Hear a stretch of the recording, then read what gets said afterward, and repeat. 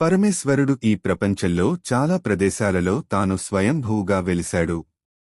అలాంటి క్షేత్రాలలో అమర్నాథ్ క్షేత్రం ఒకటి.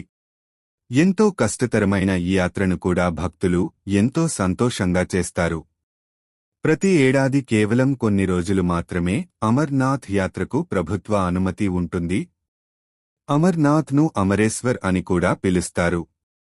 అయితే అమర్నాథ్ గుహ గురించి రహస్యాన్ని మొట్టమొదటిసారి ప్రపంచానికి వెల్లడైనది ఎప్పుడు? ఈ విషయాన్ని వెల్లడి చేసినది ఎవరు? తెలుసుకుంటే, పురాణాల ప్రకారం ఈ గుహలోనే శివుడు పార్వతీదేవికి అమరత్వ కథను వివరించాడట. ఈ కారణంగా అమర్నాథ్ గుహ శైవ క్షేత్రాలలో చాలా ప్రాముఖ్యమైనదిగా పరిగణించబడుతుంది.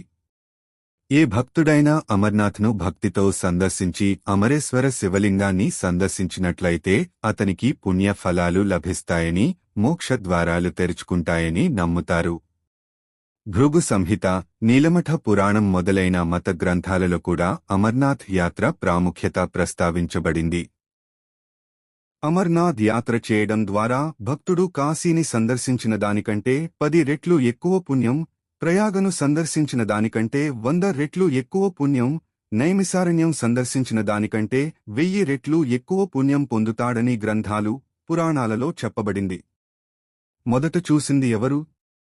అమర్నాథ్ గుహను మొదట సందర్శించిన వ్యక్తి భృగువు మహర్షి అని భృగు సంహితలో ప్రస్తావించబడింది. పురాణాల ప్రకారం ఒకసారి కాశ్మీర్ లోయ మొత్తం మునిగిపోయినప్పుడు మహర్షి నదులు, వాగుల ద్వారా నీటిని బయటకు తీశాడు. ఆయన ఏకాంతాన్ని వెతకడం ప్రారంభించినప్పుడు అమర్నాథ్ గుహను చూశాడు. అందులో అమరేశ్వర స్వామి దర్శనం చేసుకున్నాడు. ఈ విధంగా అమరేశ్వర స్వామి దర్శనం పొందిన మొదటి వ్యక్తిగా మహర్షి భృగువును భావిస్తారు. జానపద నమ్మకం ఏం చెప్తోందంటే, ప్రసిద్ధ జానపద నమ్మకాల ప్రకారం అమర్నాథ్ గుహను మొదటిసారిగా 15వ శతాబ్దంలో బూటా మాలిక్ అనే గొర్రెల కాపరి సందర్శించాడు.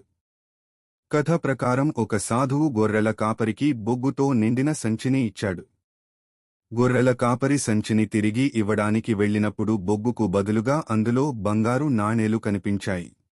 దానిని చూసి గొర్రెల కాపరి ఆశ్చర్యపోయాడు. గొర్రెల కాపరి సాధువు కోసం వెతుకుతూ వెళ్లినప్పుడు అతను అమర్నాథ్ గుహను కనుగొన్నాడు. అందులో మంచుతో శివలింగం ఉంది. అప్పటి నుండి అమర్నాథ్ ప్రయాణం ప్రారంభమైందని నమ్ముతారు.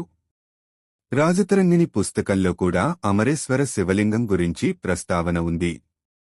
దీని ప్రకారం 11వ శతాబ్దంలో రాణి సూర్యమతి అమర్నాథ్ ఆలయానికి త్రిశూలం,